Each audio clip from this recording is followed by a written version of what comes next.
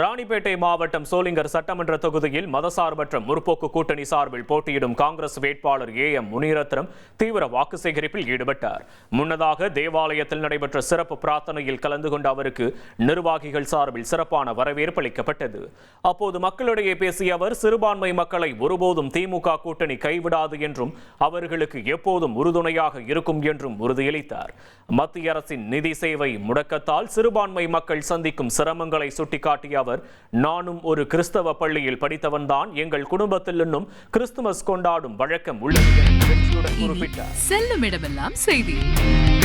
தந்தி டிவியின் வாட்ஸ்அப் சேனலை ஃபாலோ பண்ணினா செல்ல இருக்கும் இடமெல்லாம் செய்தி.